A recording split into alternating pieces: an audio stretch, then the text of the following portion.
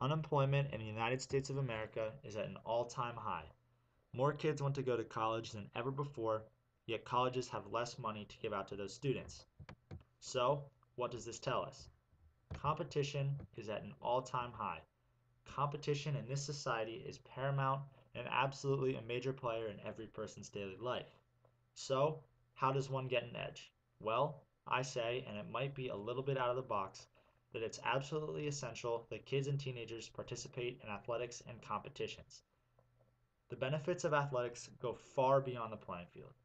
By competing with peers, you gain skills that are not just how to kick a soccer ball, throw a football, or shoot a basketball.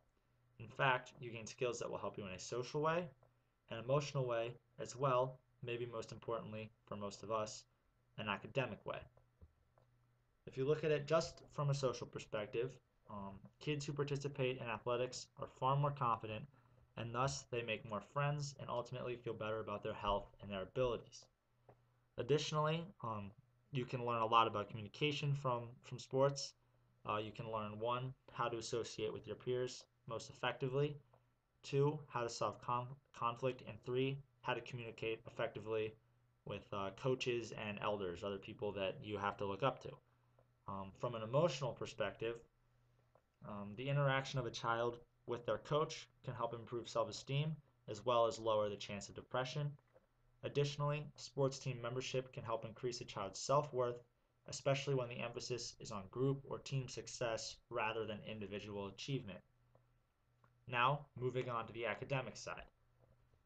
Colleges have become increasingly more competitive in the current world environment with the economy as low as it is. Colleges cannot pay for things the way they once thought that they could.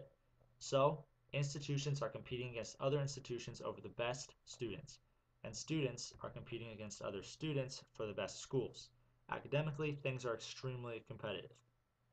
Now, what does being an athlete have to do with this? High school athletes are more likely than teens who don't participate in organized sports to remain enrolled in college, and they earn higher grades while they are there.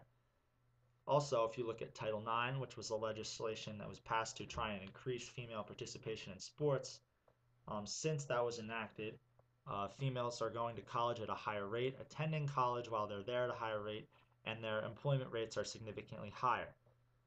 In fact, if you look at, if you want quantitative analysis, women who play a high school sport receive zero point 0.4 more years of education on average, and they receive 8% higher wages.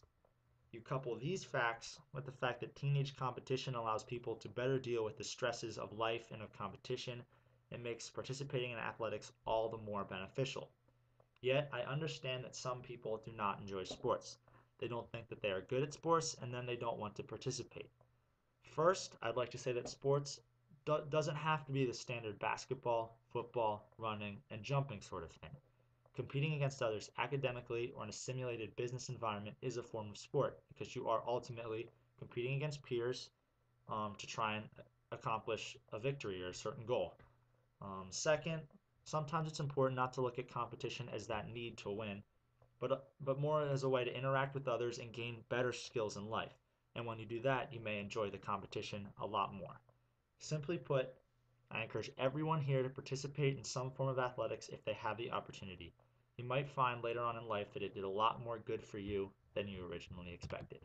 Thank you.